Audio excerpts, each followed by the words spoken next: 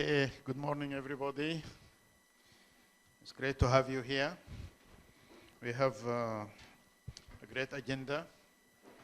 We have 3 presentations and 3 commentators. And we look forward to a lively session. But we need actually to keep time because, following this session, there will be another session, part 2. So I would like to welcome you all and allow me very briefly to give some very quick perspective and background on this trans-regional research on private sector development, digitalization and disruptive technologies in MENA and Sub-Saharan Africa. Comparative private sector development and the diffusion of innovative technologies are among the most valuable tools available to policymakers to boost job creation and economic growth and improve service delivery. In addition, the role of the private sector in dissemination of new technologies is also important. But it is precisely these key development pathways that are most likely to be exploited in authoritarian states as well. Given the importance of this issue, the ERF launched a collaborative project in March 2020 through a generous support from the Carnegie Corporation, investigating 2 research clusters addressing timely questions and creating much needed knowledge for the MENA and Sub-Saharan Africa regions, and that have strong policy implications related to job creation. The research draws on regional and country-specific experiences to address key themes such as the potential of disruptive technologies to address existing and emerging development challenges, proven pathways and strategies for countries to pursue, and the implication of disruptive technologies for governance, human capital, job creation, and social inclusion. The first research cluster examines the nature of state-business relations, cronyism, and the role of the private sector in 3 countries, namely Algeria, Sudan, and Ethiopia, and how this might evolve in the light of their changing political setting and economic transformations. 6 papers were produced under this cluster. The second research cluster addresses the interregional comparisons for the implications of digitalization and disruptive technologies for sustainable growth, poverty, inequality, women, and the youth in North Africa and Sub-Saharan Africa. In this cluster, 3 country cases from the MENA region, Egypt, Morocco, and Jordan, were studied. Since there were no prior data available about the percentage of the e-firms in these 3 countries, ERF has conducted a phone survey to collect data on the e-firms and non-e-firms in Egypt, Jordan, and Morocco, and the data was published and is available on the ERF data portal. And in collaboration with the African Economic Research Consortium, AERC, 4 sub-Saharan African countries, South Africa, Senegal, Kenya, and Ethiopia, were selected as case studies. In addition, 2 thematic papers were produced highlighting the role of digitalization in the structural transformation in MENA and Sub-Saharan Africa, and providing a comparative analysis of mobile internet uptake and use in Sub-Saharan Africa and MENA countries. Under this cluster, 12 working papers, including framework papers, case studies, and regional reports were produced. Both research clusters together address major concerns that is of jobs and productivity. Cronyism reduces job creation by reducing growth, making it too capital intensive, and the same applies for disruptive technologies, but with bias against low-skilled workers and in favor of the more skilled and educated workers. A set of interlinked activities have been undertaken, including consultative workshops with experts, commissioned framework, and country case study papers by lead experts and policy engagements. A joint regional policy forum was organized to disseminate the results of the 5 Sub-Saharan Africa case studies in September 2022 in Kenya and online. A webinar series were organized in March 2023 to disseminate the results of the papers on state business relations in Algeria, Sudan, Ethiopia, and Iraq. Today, we are delighted to share with you the results of the 4 MENA case studies as well as the regional report. We truly appreciate the generous contribution of the Carnegie Corporation, which made this project possible. We would like to thank all the authors of the papers for their efforts and dedication throughout the project, as well as the ARC for their collaboration. Thank you very much. And let me go straight to the agenda. I would like to start by introducing brief bios. You know, our panel is a very distinguished panel, so we have very hefty bios, so I'll try to summarize them for the interest of time. We have Professor Ahmed Ghunaim. Ahmed Ghunaim is a professor at the Faculty of Economics and Political Science, Cairo University. He's the author of the, he's a Ferris speaker, the author of the Ferris paper to be presented. And we have Professor Sharif Kamil. So Ahmed Ghunaim is currently a professor, Faculty of Economics and Political Science, Cairo University. He's a research fellow at the Economic Research Forum, as well as at the Center for Social and Economic Research, CASE, in Poland. He works as a consultant to several international and national organizations, including the World Bank,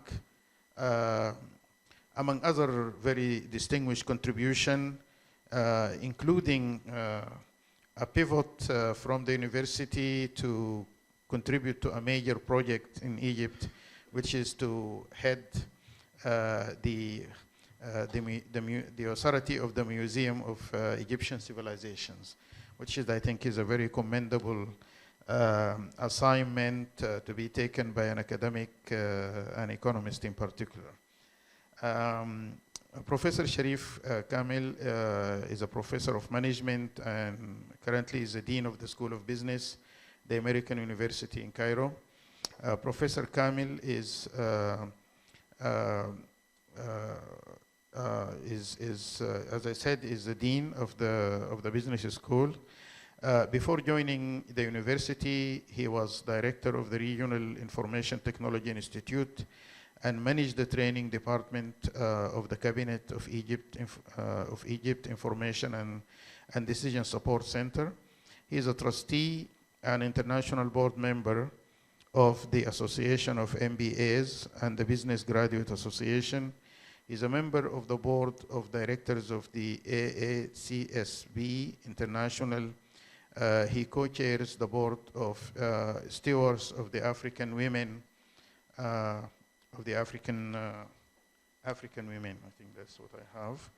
I'm sure there are many other things which I could say, but for the interest of time again, I will also move then to introduce Professor Shahir Zaki. Is a professor of economics and director of MENA, Cairo University. Professor Shahir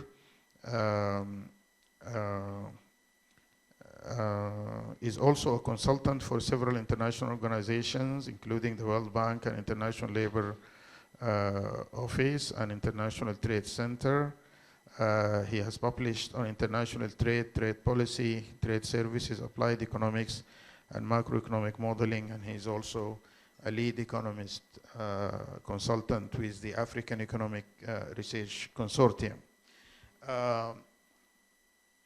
Professor Majid Osman is the CEO and director of the Egyptian Center for Public Opinion Research, Basira. Dr. Majid Osman is ran the only transparent public opinion surveys by phone for the first Egyptian presidential election in 2012. Basira implemented also the first exit poll in the Middle East. Dr. Osman is a member of the Egypt National Council for Women. Dr. Osman is acting as the chairman of Telecom Egypt. He is also the former Minister of Communication and Information Technology in Egypt from February to July 2011 in the caretaker government after the Egyptian revolution. And he's more recently held as a chairman of the Statistics Arab Statistics Association, the conference for the Arab Statistician Association in Egypt, among other activities, is done. Dr. Adil bin Youssef is a professor of economics, University of Nice, Sofia, Antipolis. He has coordinated several projects for the European Commission, African Development Bank, and United Nations Development Program. He worked for the African Development Bank as a consultant for the Human Capital Development Strategy and other organizations. He was also involved in national and European level as an expert in higher education programs. And he was a negotiator on behalf of Tunis in matters of climate finance. Dr. bin Youssef has published more than 60 academic papers in different fields like education economics, digital economics, industrial economics, and environmental economics. So I think this essentially covers, I don't have the bios of Dr. Munir from the University of Paris, but I'm sorry about that. But let me, without further ado, ask Professor Ahmed Ghunaim to give his presentation for the next 15 minutes.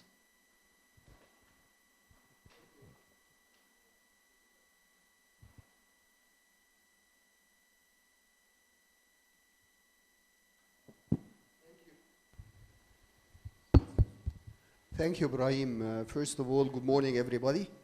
And it's really a great pleasure to be back physically and not online as we used to have the ERF conferences the last few years. Second, this synthesis report is a co-authored report between me and Dina Mandour, who's sitting there. So all the negative stuff you can address to her, the positive stuff I'll address to me. Third, as Ibrahim mentioned, the issue of the museum. So we're going, some of you I'm sure are going to the museum today, so better to be nice instead of using my authority there. Anyway, let's start serious work and let me talk about this report. This report was really nice and problematic at the same time. It was nice to see how things are differentiated between two main regions, which are MENA and SSA, and to investigate how technology either had an effect or the readiness for it in both regions. It was a little bit problematic simply because two main issues, and I cannot blame the authors, and two of them are here, Shahir and Adil, but the Sub-Saharan African authors are not there. The issue of it was left methodologically for each paper to have its own invention. So again, as if I'm comparing apples to oranges. And the second thing was a major issue, and again, I don't blame the authors for it, which was the definition of technology or disruptive technology, which has been used in a number of papers. And here we have a wide range, and I think that my dear friend Sharif will comment on this major issue, and Dr. Maged, of course, because now we're talking all the time about technology, and we don't know what we're talking about. It starts from, as Shahir used, simply using the website, which is considered technology, going through nanotechnology, big data analysis, biotechnology, 3D printing, and so on and so forth. So there is a huge range of what we mean by technology, and definitely using such kind of range implies that we will have different results because they are completely different. Adding to that the papers focused on different sectors. So they were sectoral. They dealt with from a micro perspective. So some of the papers focused, for example, on the banking sector, like the Ethiopian case. Others focused on the agriculture sector, like the Kenyan case. And it was different in the case of MENA. So again, we're comparing apples to oranges. Adding to that, as Ibrahim said, we have 2 regional reports that were written. And again, they had their own kind of insights into the paper. So this complicated the issue a little bit in regards of how to have such kind of a synthesis report. The papers themselves, some of them used a very narrow definition and some adopted a broader one. And again, this is because a matter of data availability and the kind of research they were doing. And some of them used proxies for data availability, which again complicates the matter. If the paper stands alone, there is no problem, but if you start to compare and have some kind of comparison, then here comes how we can compare those papers. That's why I tried as much as possible, we tried as much as possible, myself and my co-author, to identify what can be compared and what can be left aside. And then we use anecdotal evidence from what the papers provided just to highlight such issues. So let's start by the issues of readiness or the determinants of adopting technology. Now, to start with, all the papers started from a standing point that technology has a positive impact on productivity and growth, with the exception of one regional paper that was skeptic a little bit, and that I will come to it later. But this is an important issue, that the assumption was technology has positive effect. How can we make it work? The first determinant was the human capital. And as you expect, all of you, most of the papers pinpointed that human capital is a major determinant. The more education you have, the more likely the firms or the different entities will use technology and adopt technology. That's number one. The other issue is the gender. And here I know that gender is a very fashionable thing. It was not touched upon in the Sub-Saharan Africa, but it was touched upon in the MENA regions. And since we have Adil and Shahir, they can fight together, because one of them found there is a gender bias, positive gender bias, and the other one found a negative gender bias. So again, there is no clear kind of conclusion we can have regarding the issue of gender in this regard. And then we come to an issue which we call status of national data infrastructure. And when I mean infrastructure, I mean by it data infrastructure, because it has to do with technology. So you're talking about the backbone fabrics and so on and so forth. And the important point here, pinpointed in one of the regional reports, and in this regard, that we need to differentiate between coverage and usage. There are some countries or some regions in the same country that are well covered, but the utilization or the usage is low. And here we come to other issues of determinants. Is it a matter of education? Is it a matter of affordability to have smartphones and so on and so forth, or not? So this is an issue that is of real importance in this regard. Business models and innovation. And again, this is an important issue that was highlighted by the papers, that this plays a difference. So it's expected, that's easy to understand, that the more you have R&D, the more likely you will have adopt technology. But again, when we talk about the regions, MENA and SSA, and we're talking about small and medium enterprises, then the issue of R&D is questionable in those two regions, because that's not an issue. The other thing is the business model. And that was highlighted in the case of Ethiopia especially, where it was identified that most of the banks in Ethiopia do have an IT department, but it remains idle. It's not used. So it's a department that remains there, that we can, if we take a proxy, they adopt technology, but it remains idle. So that's another issue, and I think it's a very interesting one in this regard.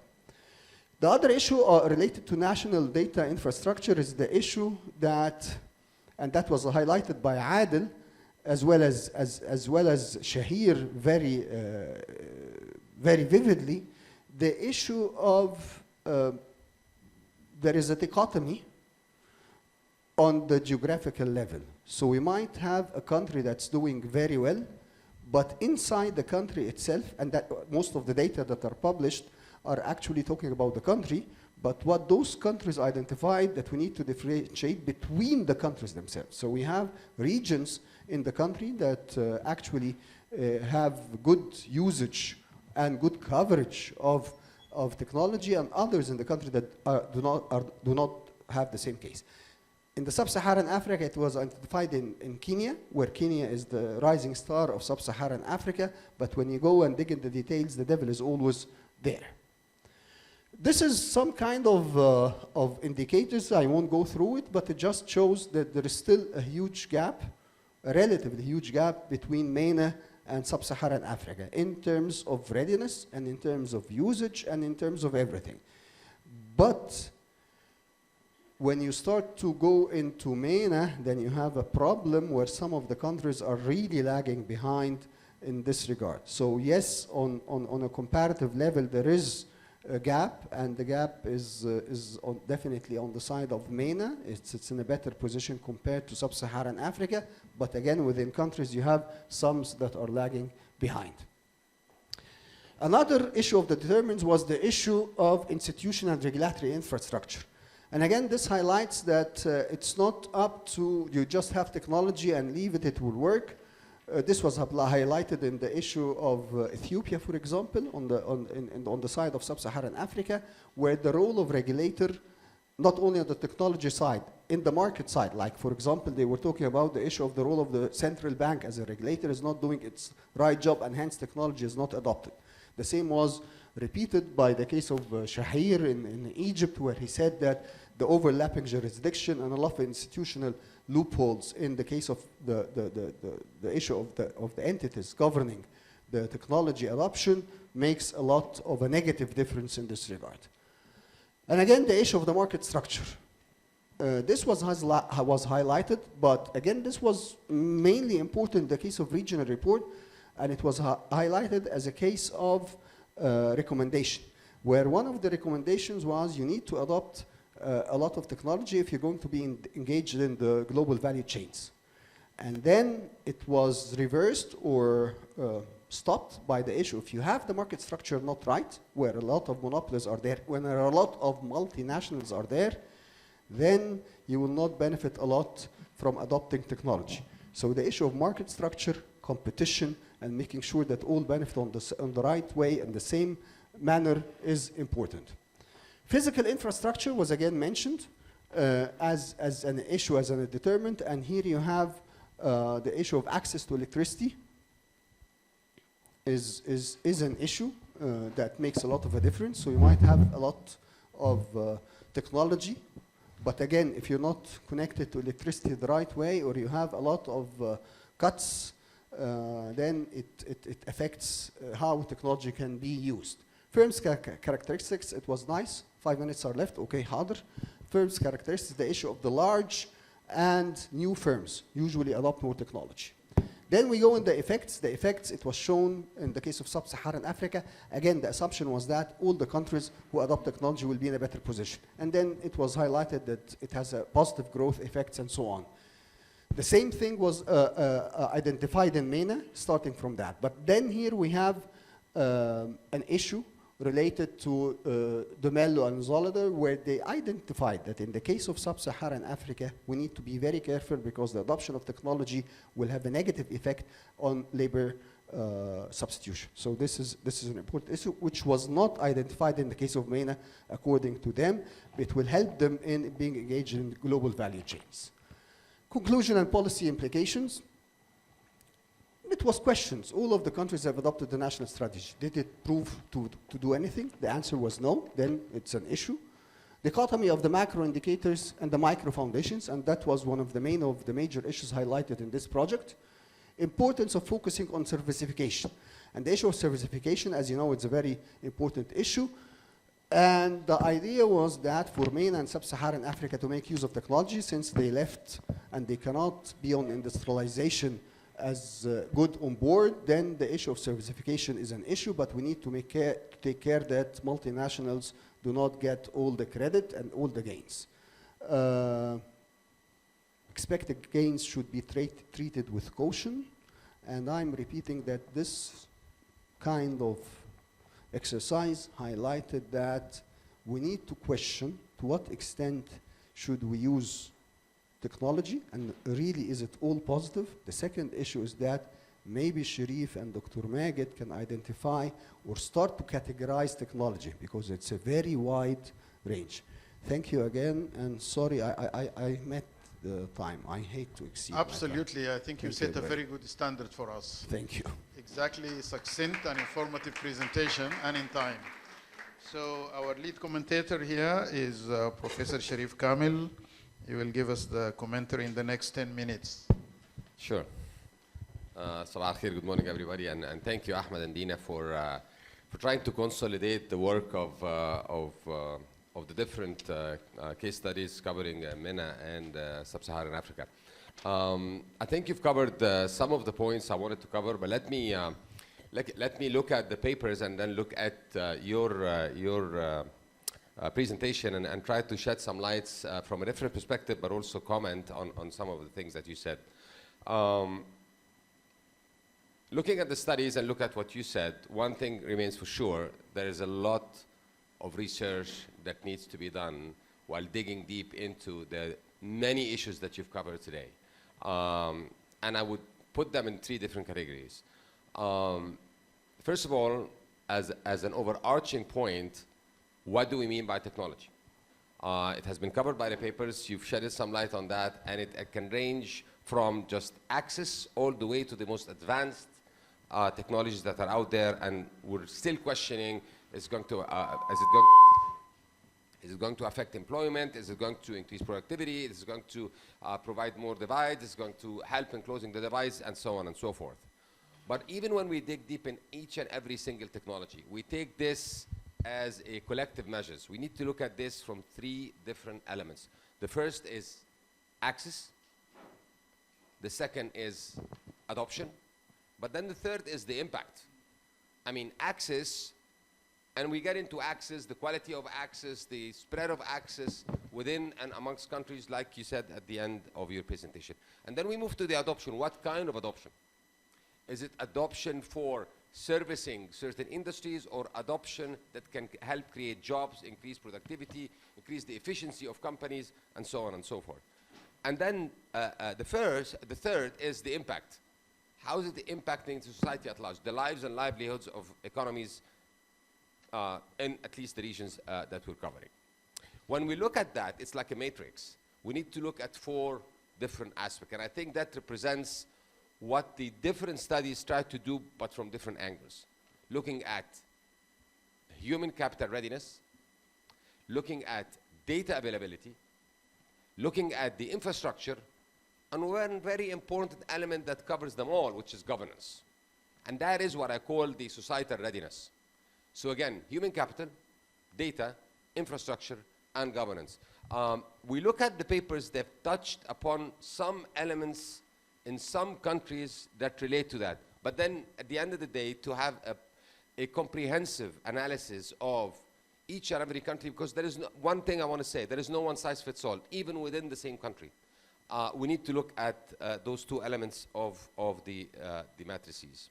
And I insist, and I think it was covered in a subtle way in the presentation, the most important element in the digitalization. And even on that point, and going back to something I liked about the way Ahmed started presenting his thoughts, his and Dina's, is let's agree on the definition.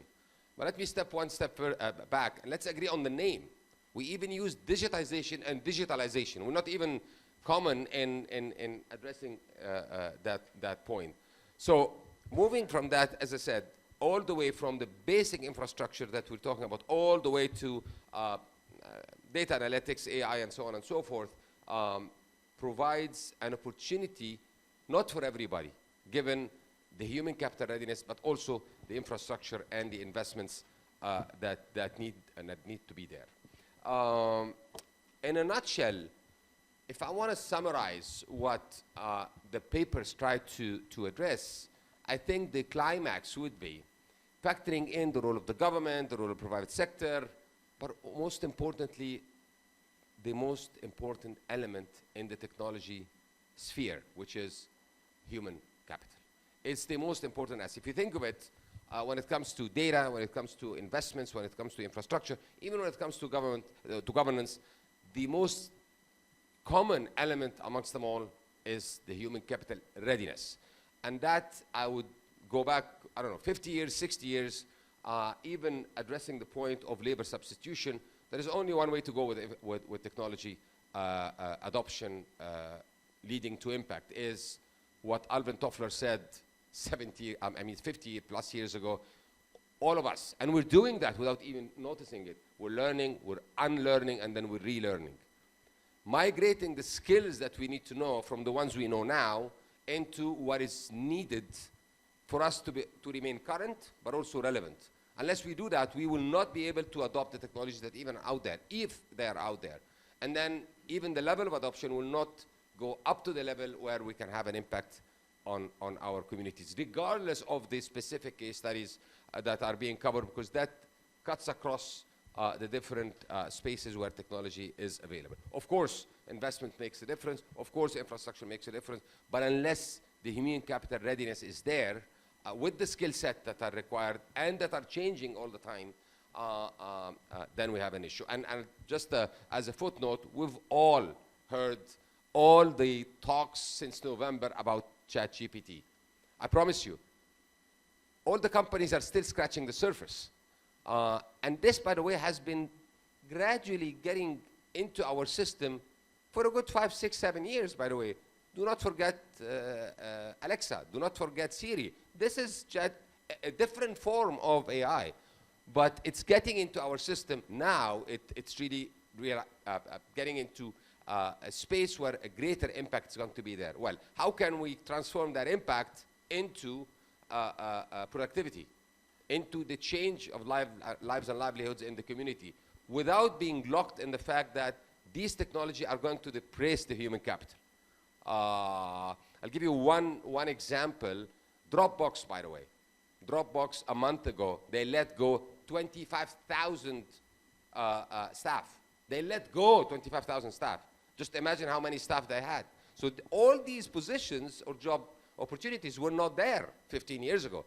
Of course, they migrated from one element to the other, and that's exactly what we need to do. So the common thread, I think, that needs to be researched more based on the papers that we've seen today is what is needed when it comes to human skills development to be able to realize the potential, as mentioned by the different paper, positive implications of technology and technology diffusion. We'll not get into the details of what happened in the banking sector or in e-commerce or in agriculture sector that are covered by the case studies, but I'll give you an example. In the very same case study country where a lot has been happening in fintech in Kenya, in other sectors that's not happening, and Ahmed actually alluded to that into his presentation, which again takes us to the fact that it's not the verticals, it's the society at large. So there are discrepancies between the regions, between the countries within the same countries, but also within the same countries. And we need to, again, dig deep into why this is happening and who has more or less opportunities to leverage what is out there when it comes to technology. A very important element, I think, also would play an important factor, and here I'll address the issue of governance, which I don't think was covered enough in the papers, is the blurry, especially in our in the MENA region and also in Sub-Saharan Africa, the blurry relationship between the role of the private sector, the regulators, and also the other players in the community when it comes to spreading technology, access to technology, what needs to happen, and the independence that is there and the transparency that is there, that is surely affecting the adoption level, especially in countries where the trust element is extremely important. And here we get into the value system and the cultural setting of certain cultures versus others. I wanna conclude by saying, if I wanna put a sort of a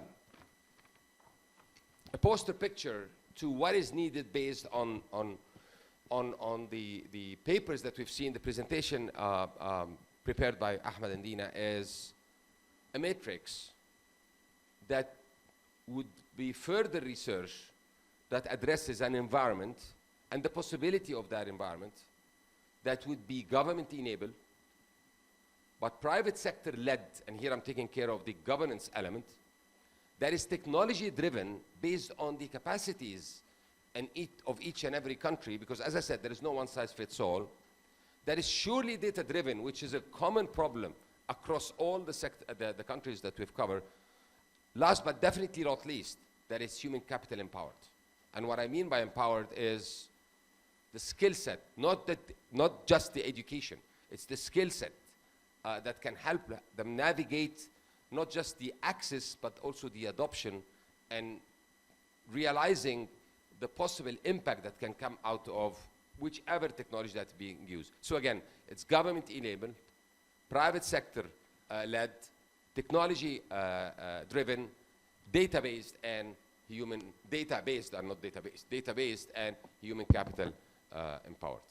And thank you very much. Thank you very much, Professor.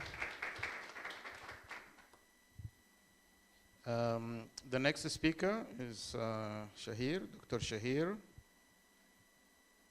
Determinants and implications of digitalization, evidence from Egyptian and Jordanian firms.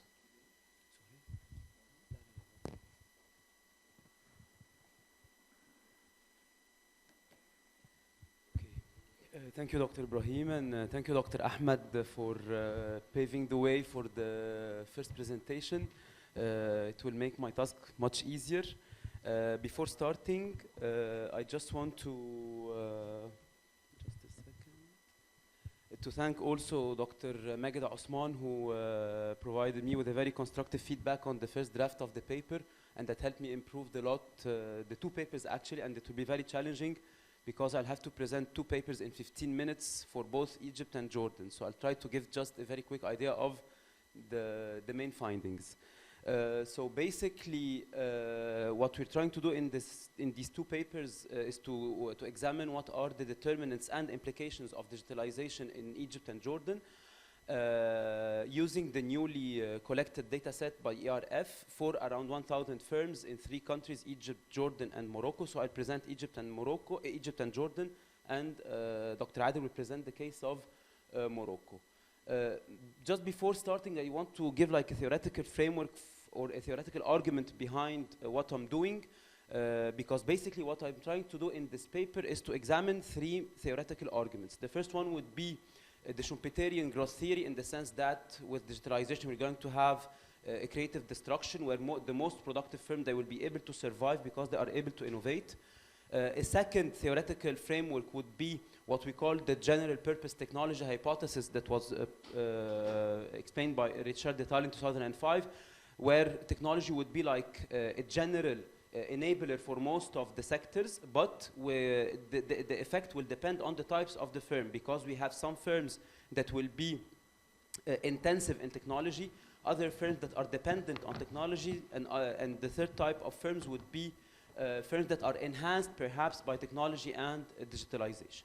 And then from a labor perspective, the theory of the skill-based technological change says that the more we have digitalization and technological change, the more the demand for skilled labor is going to increase, and this will lead to greater inequalities between skilled and unskilled labor.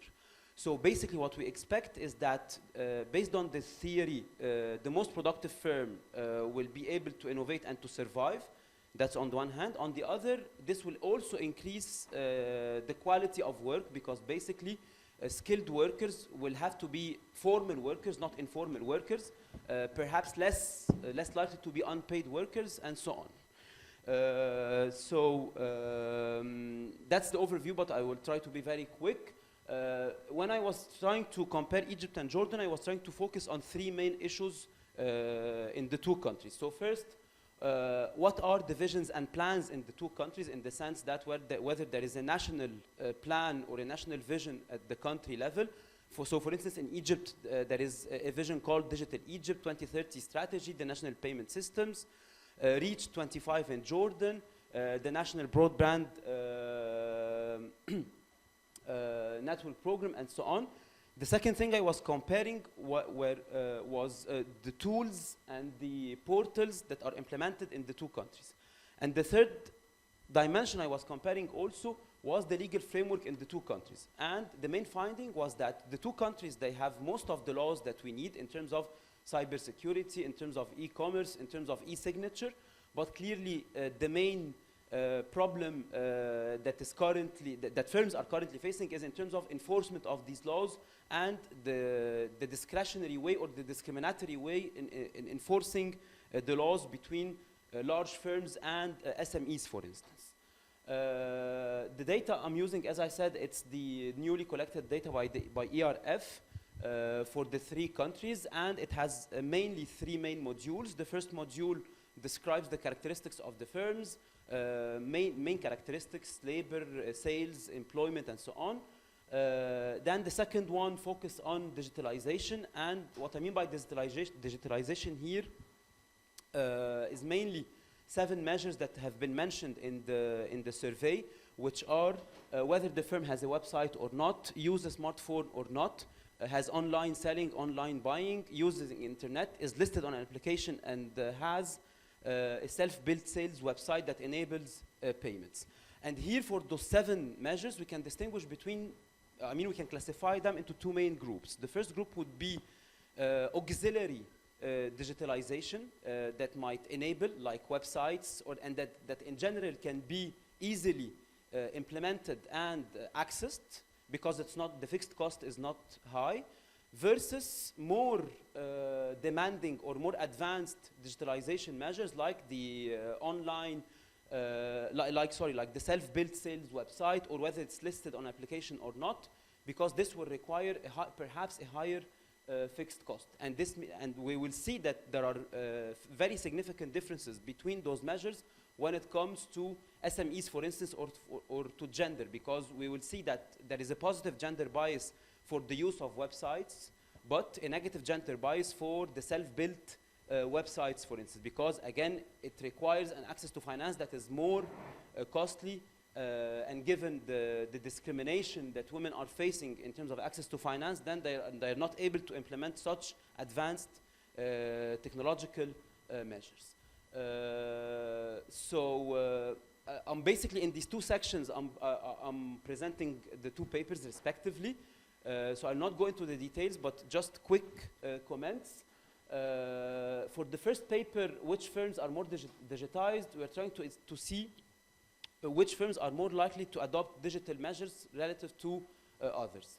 And clearly, from an empirical perspective, given that we just have a cross-section for 1 year, so most of the regressions I'm presenting have to be perceived more as correlations rather than causal relationships, even if we try to have some propensity scores matching in order to infer a causal relationship. But again, it's more, I would say, robust and significant correlations rather than causal relationships. On the second, second point, we're using clearly all the weights that are needed in the survey. And for the first one, which firms are more digitalized, generally, when we look, most of the firms, they do not adopt different technologies. So as you can see, the blue bars, they show firms that do not adopt, and the orange part where the firms that adopt, and we can see the significant difference between smartphones and internet, for instance, relative to online buy, online sales. That's 1. 2, Jordan in general is doing better than Egypt in terms of most of the measures, and especially in advanced ones. When we look at the firms that adopt digitalization, so the characteristics of the owners matter, and Dr. Ahmed already mentioned that. The higher the level, the education of the owner, the more he or she are likely to adopt digitalization, and especially for advanced digital tools. The gender matters for simple digital tools like website or online selling, less in self-built websites. There is also a bias against small and medium firms. So if we compare small and medium versus large firms in the data set, we can see that for simple digital tools, small and medium firms, they are more likely to adopt, but for more costly ones like the self-built websites, it's mainly for large firms. And again, the same general trend holds where Jordan is doing better than Egypt. The most important finding was also whether the firm is spending on research and development or not. And this was verified in the two countries where research and development matters for adopting any kind of digital tool. Then for the economic activity in general, firms that are operating in the services sector are more likely to adopt digital tools rather than the primary and the manufacturing service. And this also shows to what extent, as Dr. Ahmed said, the diversification of the manufacturing sector is important. But given that given that the service in general in the MENA region are heavily protected and regulated, so this hinders the servicification of the manufacturing sector and consequently the adoption of digital tools that will be mainly affected by services. When it comes to the implication of digitalization, I was trying to examine the effect of the 7 measures on two main groups of variables, I would say. The first one is the performance variables in terms of exports and sales, and the second one in terms of the labor characteristics. And by labor characteristics, in order to test the skill-based technological change theory, I was trying to examine the effect on the share of female, of digital tools on share of females, unpaid workers, part-time workers, and workers with a permanent contract. The main result, because I just have 5 minutes, was the effect on sales was more pronounced than exports. The effect, it was really depending on the type of digital tool we're talking about.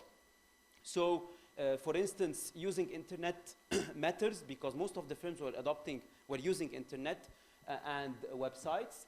But the more robust result in both the propensity score matching and the simple probit model was the effect on the quality of labor in general.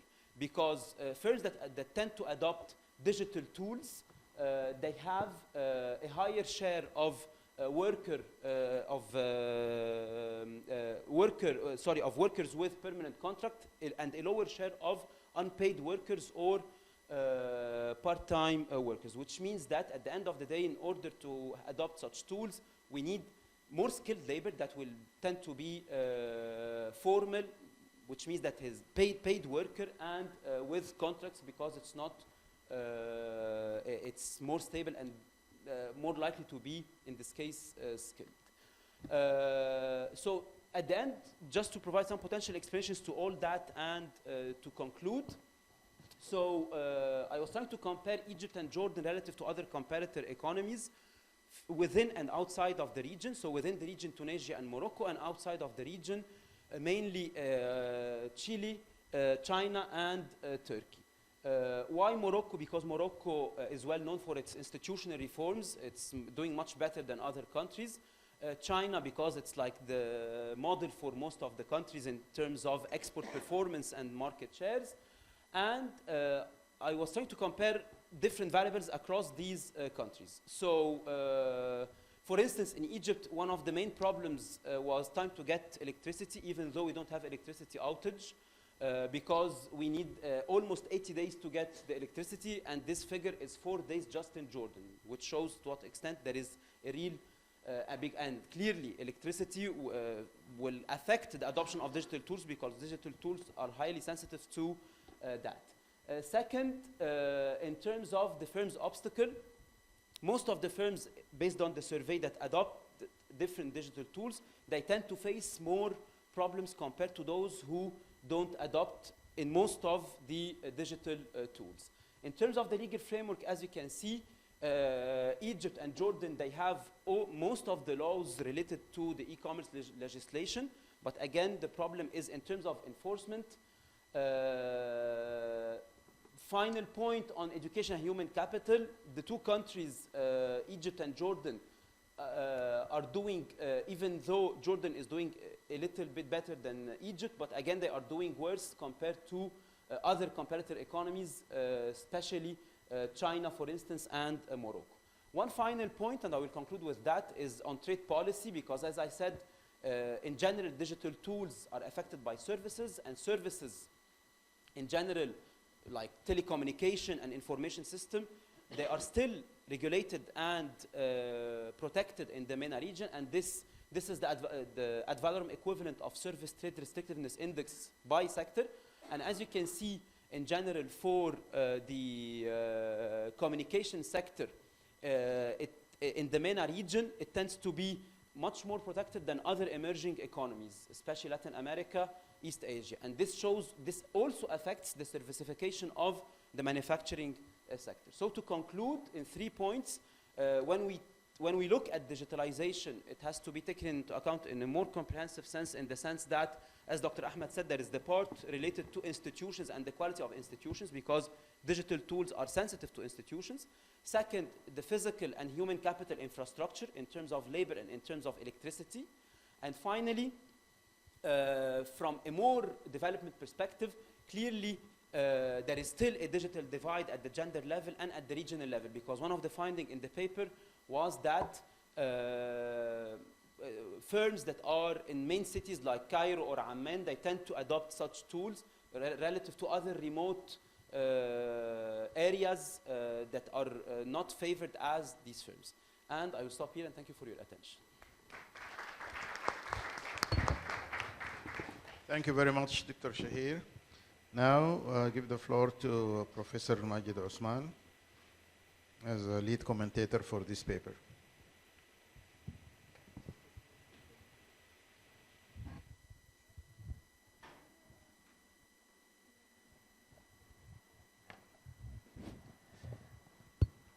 Thank you, Dr. Ibrahim, for inviting me to join this session. Actually, I enjoyed reading the paper and also listening to the presentation of the two presenters. And of course, also following the comments of Professor Sharif Kamel. Actually, I would like to congratulate Dr. Shahir for an excellent work. I know that what he presented is the summary of two papers. I know that there is a lot of knowledge in the two papers, and he tried to just to present the main part of the two papers. I think my impression that the idea is excellent. I think I congratulate ERF for conducting this survey and to provide this information, because coming from the side of telecommunication, I think the ministry is not aware of this work. The community, the IT community in Egypt are not aware of this, and I wish that we can bridge this this gap and using this knowledge to communicate this knowledge to the IT community in all countries. I mean, in the three countries. Actually, I think the analysis and the discussion and the recommendation are very well done and very well thought of. And I think especially the analysis of the bottlenecks that are hindering digitalization is extremely useful. And I'm looking forward to read the policy paper that will result from these papers. I think it will be valuable for all the IT community in the countries.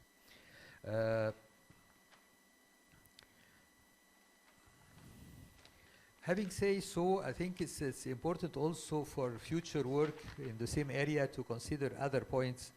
And I think having data that is designed for that purpose will be useful, because other data are really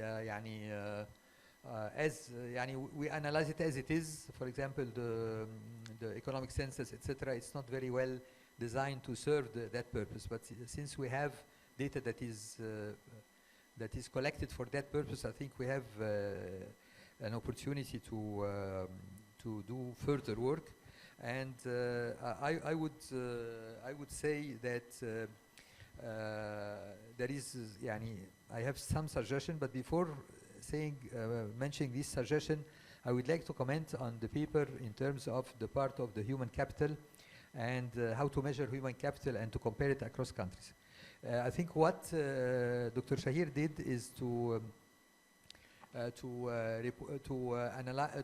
compare Egypt and Jordan in terms of the number of years in education, etc. But I would like to point out that the Human Capital Index of the World Bank, they have another measurement, which is the harmonized test score, and they have the ranks for this across country. And if you look at the score itself, it is more telling than the year of education. Because, for example, in Egypt, the harmonized test score is 356. In Jordan, it is 430. But this is like a huge difference. And, for example, in China, it's 441, etc. And for all those countries, it is showing a huge difference between Egypt and other countries. In Morocco, it was 380 versus 356 in Egypt. There is a differentiation. And especially when you look at the rank, the rank in this score in Egypt is 144, Jordan is 67. But it is telling, I think this score is more, is showing the difference. Yeah. But if I think about the discussion of the paper, and if also I may suggest few things for any further research in the same area, I think the explanation of the difference between Egypt and Jordan has to take into consideration other factors that was not taken into consideration in this paper. And when we talk about the human capital, we are thinking about the human capital that we have currently in the country according to these surveys. But we need also to think about what has happened lately in migration to Gulf countries and Saudi Arabia, but also migration from this community to Germany, for example. We don't have any data on it, unfortunately. I tried to find data on that. There is no data. But apparently all the impression that we have and all our observation that there is a lot of people who are leaving Egypt.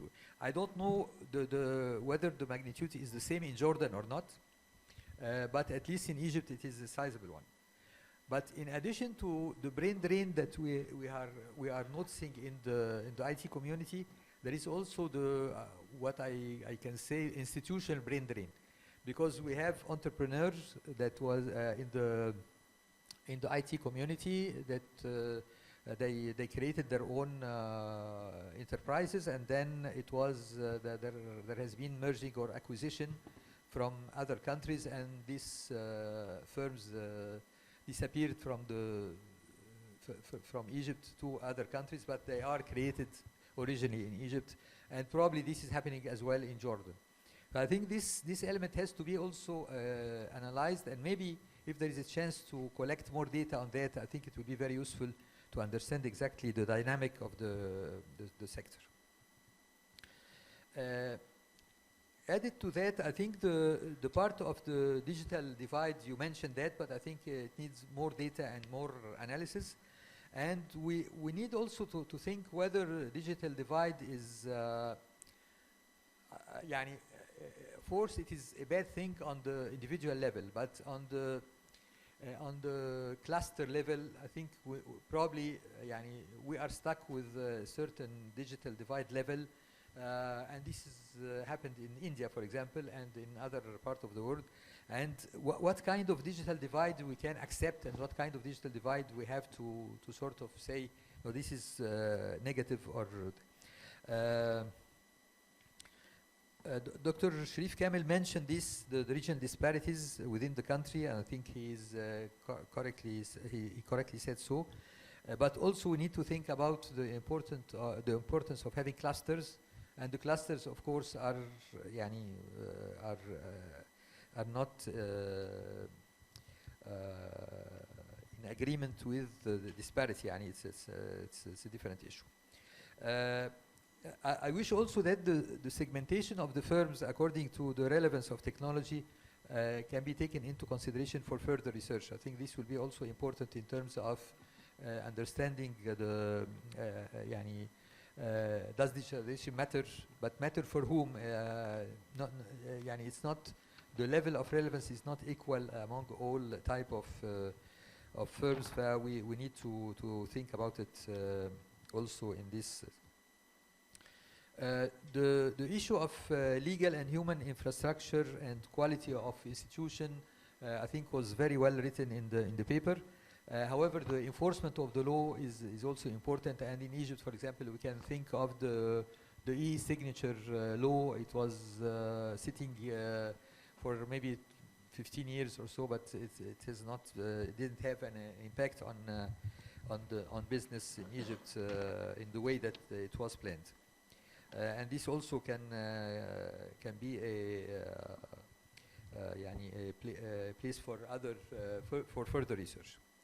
I will stop at this point, but I would like to make the point that I think the results of this session will be very valuable to be communicated to the IT community, and probably in the three countries. And I think if ERF do that, I think that would be very useful for the business. Thank you very much. Thank you very much, Dr. Majid. So now the last but not least, Professor Adil bin Youssef, determinants of adaptation of online commercial activities by Moroccan firms.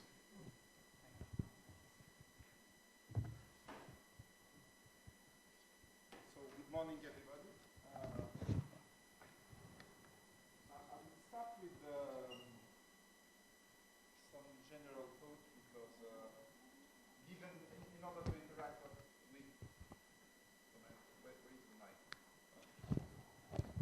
so I will start with some general thoughts given the discussion. I was involved in digital economics and observation of this adoption of this technology in the MENA region since 25 years. And let me say that what we have done here is a kind of constrained research, because we have tried to work with the database that we have. And we have tried to do the best combination in order to make something relevant given the database. And frankly speaking, what we have done here is a kind of research of a kind of paper that we were doing 15 years ago or 1 decade ago. And I will explain why. Because if you want to publish a good paper in digital economics now, you need really very good data. And the data of the database cannot allow to publish in good journal. Because we have available data more important, more interesting. For example, we are not asking people now, are you using computer or not using computer? In your laptop, you have indicator about your productivity when you have start to see your screen, how much you are focused on the screen, etc. And researchers are looking at this. So we know exactly the worker, when he's working and concentrate, not concentrate. So with this you can do and you can tell very good story. So, but given the data, and let me say that we have tried, and that's why we came that the only variables that can catch something relevant was e-commerce. It's not because we are observing this technology, and this technology evolved by waves first. There are several waves of technology, and we think nowadays we are at the 5th wave of this technology. The 5th wave of technology is called Industry 4.0, and this is the 10th essential technology. This is a cluster of technology. If you want an effect on firms firms need to adopt the technology by pack. What means by pack? Not one technology. You need to adopt it with different technology, and the combination of the technology can provoke something. Second, if you want to have an effect on productivity, it's not only adopting the technology by pack, you need to adapt the technology by pack, and you change the organizational, the organizational design within we have no impact in education if we keep the rooms like this. We need to change the organization inside the firm in order to have the impact. So you need some variables that catch this kind of thing. Mainly in this lecture, let me say that we have some hypotheses, and let me say the hypotheses that we have. The first is we look at, for example, epidemic effects. What's called this epidemic effect? You have two views in the lecture. First, there is no need for any policy in matter of digitalization. It's a kind of demonstrative effect. If your neighbor buys a phone, you will try to copy your neighbor, and you, if the firm just in your surround have adopted the technology, you're more likely to adopt the technology. So only time matters. The second one is no, we are rational, perfectly rational, so we can adopt today and not adopt tomorrow, given the cost benefits. That means when the technology becomes not costly, people adopt. So this is we have not this kind of information in order to verify it with the survey. That's why we have not anything about this. Second is the network effects. These technology needs networks. They are networking by nature. So that means that in big places, in Cairo, in Casablanca, people will use this technology more than in the other because there is the network effects. Third is the story of the industry. For some industry, these technology are very important. For other industry, it's not relevant. So you need to look at the absorptive capacity effect. That means that when you adopt a technology and you master it and you do innovation with it, you are more likely to adopt the new generation of the technology. So you need to build an absorptive capacity within your firm in order to adopt. And this is what shares have found about innovation. So when you have activity of innovation, that means you have an absorptive capacity of the new arrival, of the new wave of the technology. So given this constraint, we have tried to make a story about the adoption of these, not frontier technology, because the frontier technology is this last wave of technology, but the e-commerce. Let me go directly. We have a problem with the definition of e-commerce, but let me refer to this definition, general definition. E-commerce is the utilization of internet to buy and to sell products and services. For example, what kind of work we are doing? We were associated with the Luxembourg Office of Statistics. In order, we have an hypothesis, we call this the asymmetrical adoption of the technology. Firms don't adopt, within the same technology, they don't adopt the different phases. For example, they may adopt for selling, but not for buying. You can adopt for uploading document, but not for downloading document. So this is what you call the asymmetrical adoption. The depth of adoption also. How much you are using this technology. How are diversified your use. This is very important. But let me go with this. So there is a lot of research done on e-commerce, and there is a gap in the MENA region, and especially in Morocco, because the availability of statistics are not. And we have not a dedicated survey. We need really to push the Office of Statistics in all our country to have a dedicated survey based on hypotheses and based on really research. So the research gap is to adoption of e-commerce application by Moroccan firm.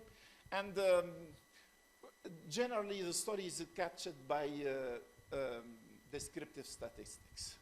We have done econometrics, of course, but the descriptive statistics, let me go directly. Tell us the truth. First, we have non-adopters. A lot of firms are not adopting e-commerce nowadays in Morocco. And this is really mess. More than 61, it's not 31, 61% of the firms are not adopting e-commerce nowadays. Not buying, not selling by.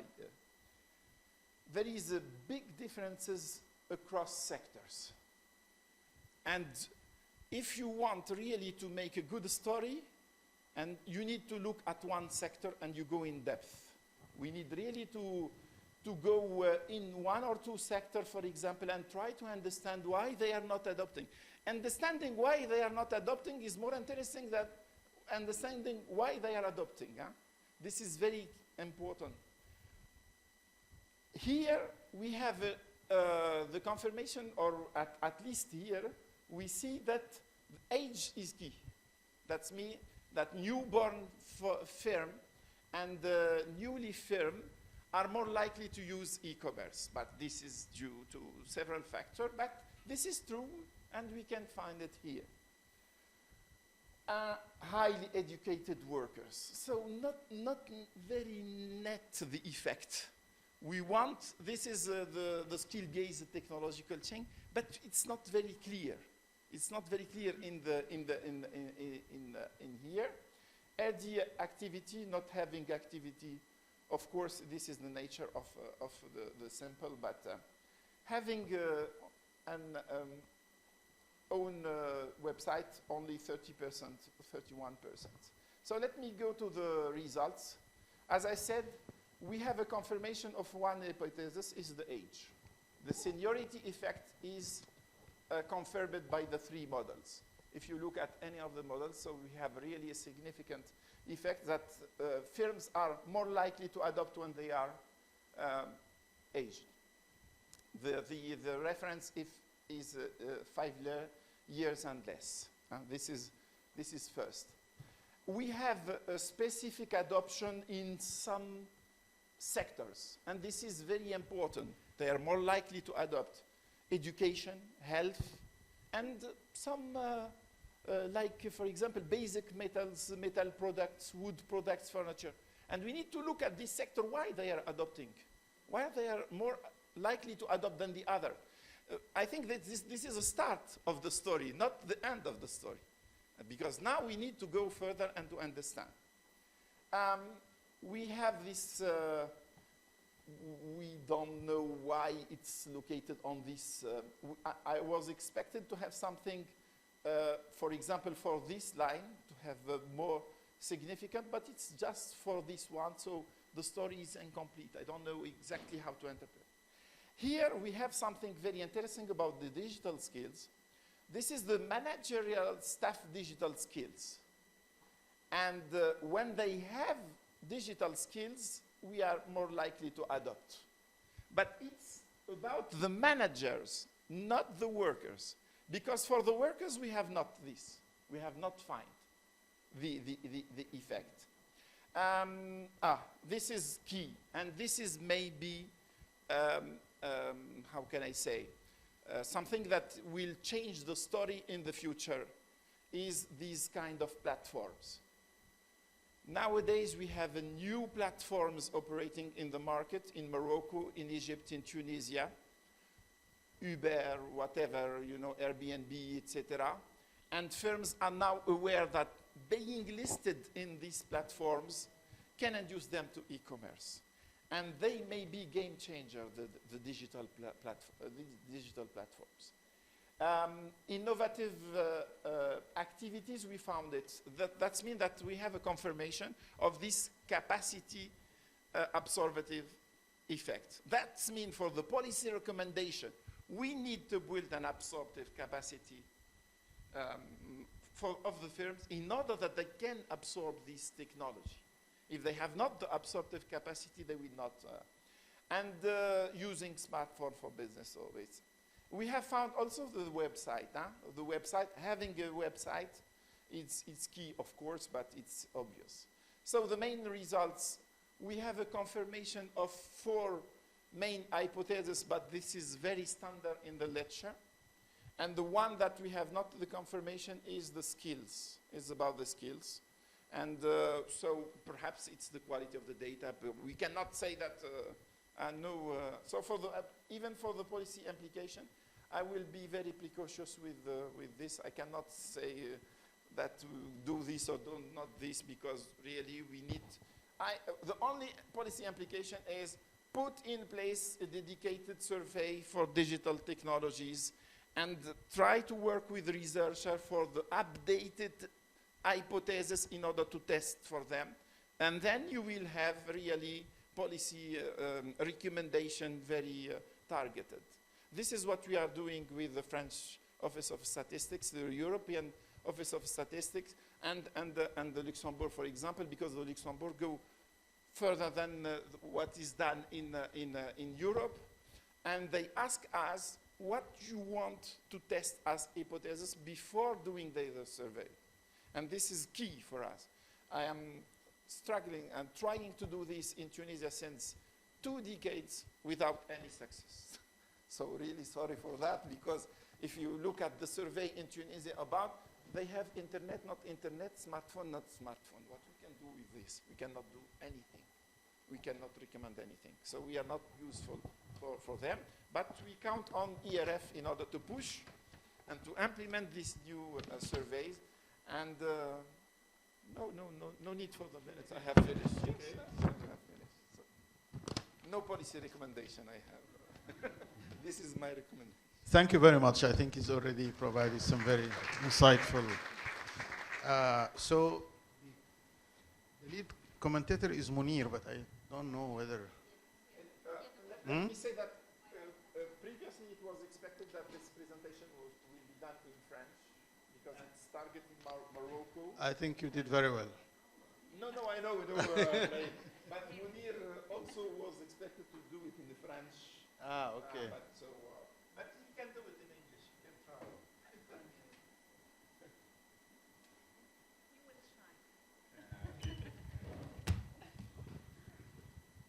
Thank you, Adel, for the presentation. Thank you, Adel, for the presentation. Thank you, Ibrahim, for this invitation.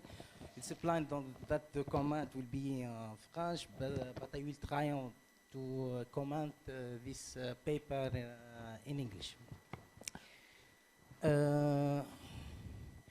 This research addresses a subject of great importance for developing economics, as I shed light on the fact that determine the adoption of e-commerce and the implication for policymakers and the practice. The study make significant contribution to the literature in e-commerce adoption, examining the determinant of this adoption by Moroccan company.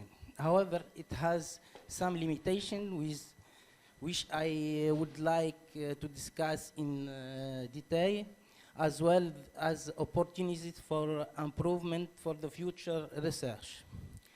Among the main limitations of this study are sampling.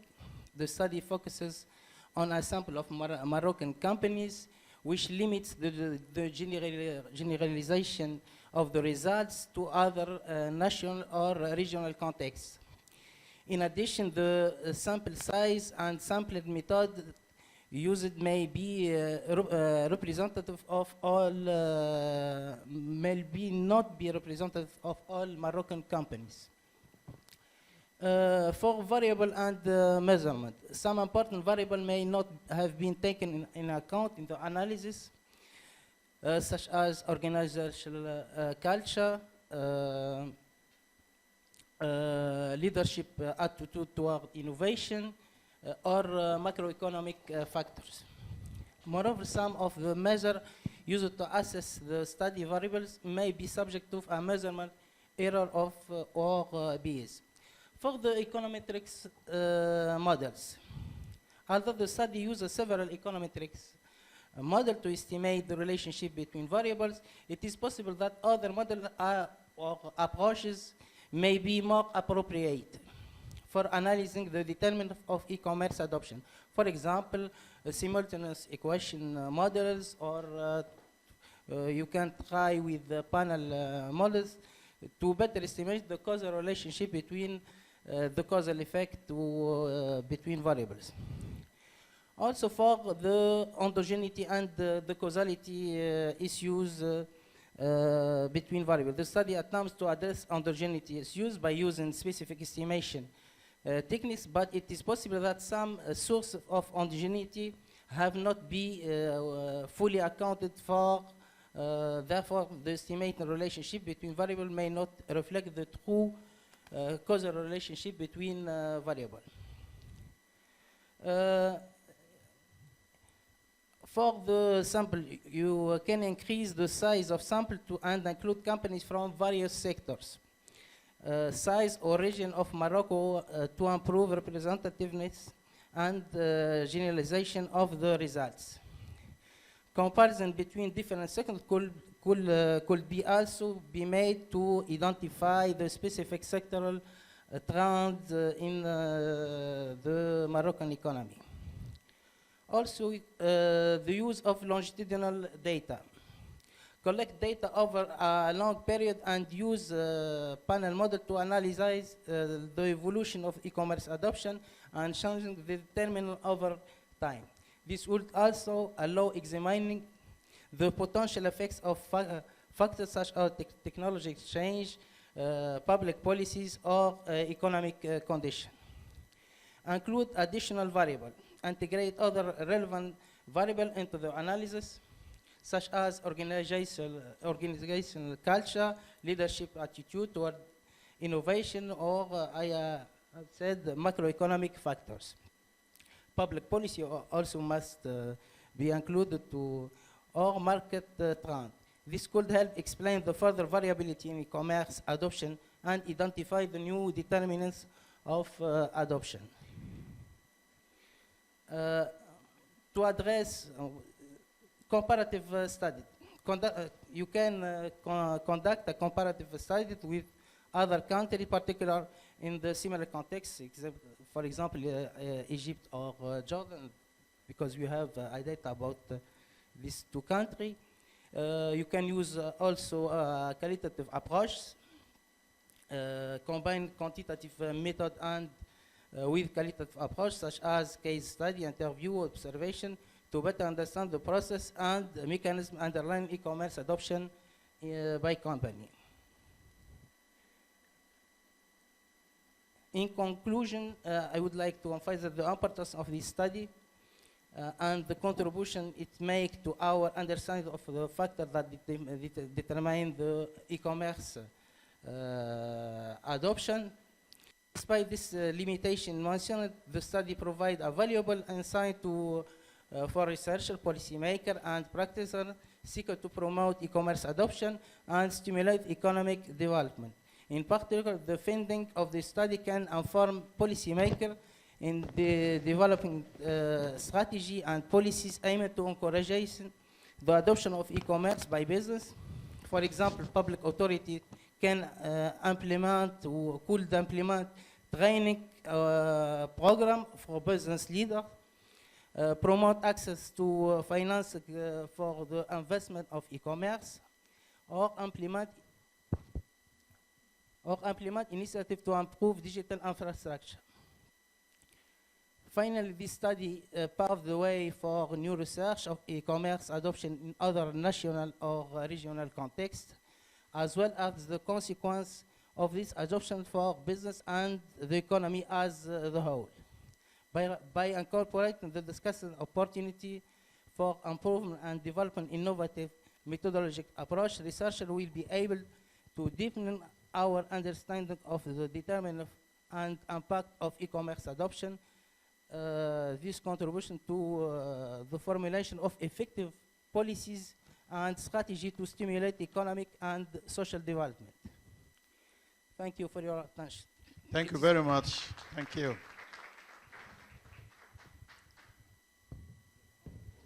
So we actually run out of time. So, but we can take maybe 5 to 10 minutes of the coffee and tea break. Very succinct and to the point interventions. Over there, and then Amir here.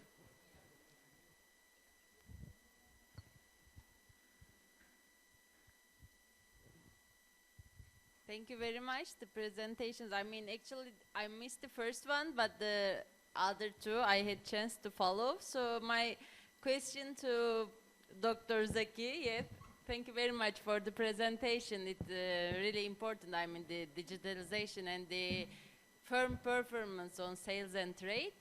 But the thing is that because the survey data is collecting during the COVID, what I'm thinking just because you consider like the digitalization tool, for instance, if the business has website, if they do online sale, online buy, or internet use. So what I'm thinking, you consider the internet use in the firms inside, right?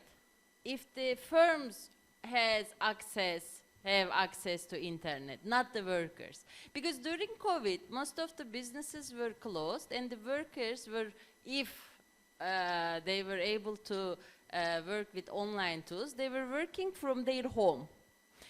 So what I'm thinking, if the workers mostly from home are not able to access the internet, not in the firms inside, they cannot be productive, so they cannot produce enough goods and services. And also, what they can do, it affects the firm sales and trade as well. So what I'm thinking, just maybe this survey, I'm not sure because I'm not familiar with the survey, if the workers in the firms have the access to internet. The workers, sorry, not the firms itself. So if the questioner asked this question, maybe you can consider in your analysis as a digitalization tool. Thank you very much. And the second thing, to Professor Adel. Please be very brief, please. Sorry? Very brief. Yeah, just I want to mention, because you have some significant effects in the education and the health sectors. But I'm wondering how many private firms you have in education and health sector in Morocco. If it's public dominated in the sector, I'm just thinking maybe this firm subsidies from government or the government subsidies or government investment in this education and the health sector can be effective rather than the sector itself. So maybe the unobserved heterogeneity that the discussant said can be a problem. Thank you very much. Amir? Yeah, thank you. So, yeah, I would like to commend the authors actually for trying to tackle this complex subject. I'm just wondering if you have interviewed or surveyed the telecom companies, because telecom is the most impacted by digital transformation because of the huge investment required on the infrastructure. And let me just define infrastructure. Like, we have conversations with CTOs and CEOs on telecoms, and we tell them you need to move your network immediately into an SDN, NFV type of network. You need to upgrade your RAN, go to vRAN, go to OP-RAN, and this is huge investment, and you are not done if you have done that. Still, you need to containerize our applications, and this is huge effort. That's why I think one of the speakers mentioned the layoff of 25,000 workers. There are a lot of people there working to re-engineer applications, and this is huge effort. Any conversation we have with telecom management, the immediate question that comes up, what's my ROI? So this is not an easy decision. And one last thing, there is a big and scary word that I have not heard in the presentation of the 3 papers. Anyone wants to guess? Security. One more question, last one. Yes, over there. Assalamu alaikum. My question to Dr. Shahir, he's talking about the legal infrastructures and the laws. He mentioned both in Egypt and Jordan, there is lots of laws cover this area we are talking about. What is the barrier? Why these laws are not implemented and not activated? Okay, let me also abuse my position here and ask a quick question about network externality. This is a very important issue. Is that, especially for Dr. Shahir and Dr. Adil, is that I don't know if your data allows you to control for the main suppliers and the main, and the supply chain or the value chain. If they are using internet connectivity, then there will be some sort of network externality for the firm to adopt. I wonder whether you have control for this or your data allows for this to. 1 minute or 2 minute maximum for the 3 authors to respond. Okay, for the 2 authors. Shahir, 2 minutes. Thank you, Dr. Ibrahim.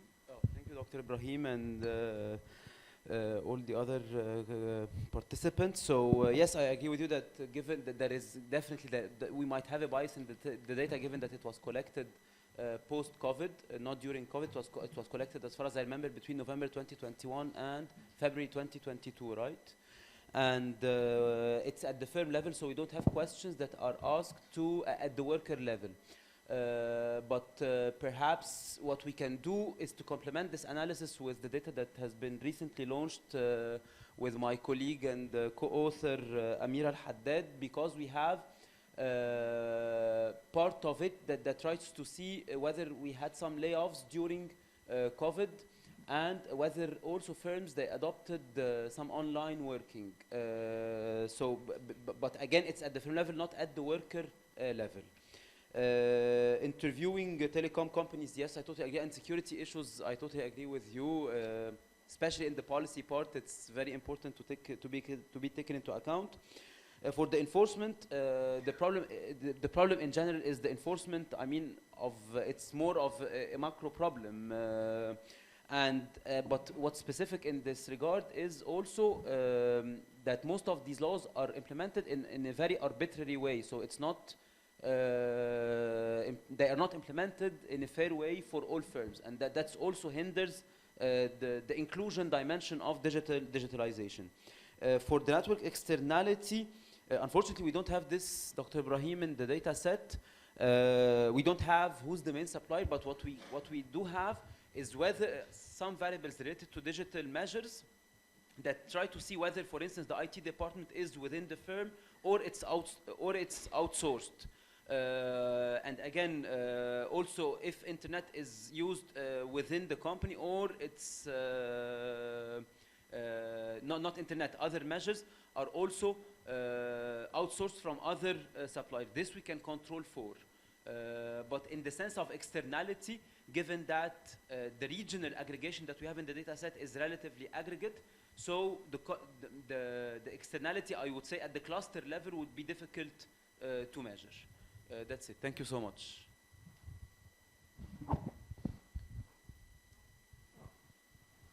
Okay, thank you very much for the questions. I'm going very briefly.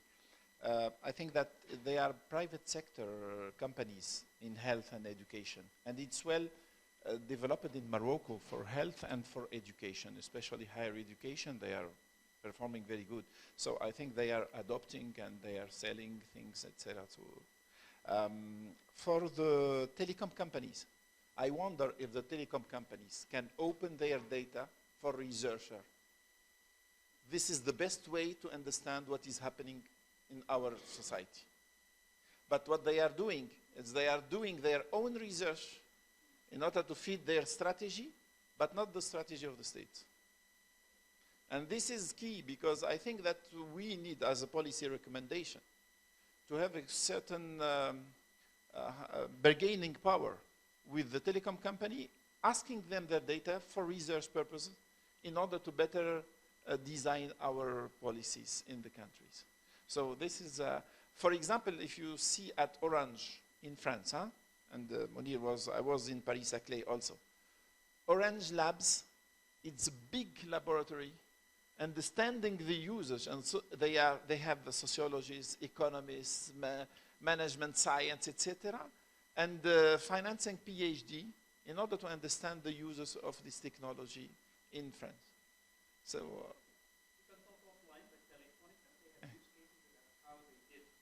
Exactly. And the last comment, Dr. Ibrahim, I'm not pushing. It's not good. It's not. We need not to go out from this room with saying that if we are not adopting e-commerce, we are lagging behind. It's not good. Perhaps it's good, because e-commerce, you have city centers empty nowadays in Europe. It's really this is not the story. We need to understand the implications socially, and people are. Even in post-COVID, they are living like in the COVID within their homes, and us buying and not interacting with the others. So if we keep also our social model, and that's why it's not very good to understand this technology only from the perspective of economics. We need to understand this with sociologists, psychologists, and the other social sciences. Thank you.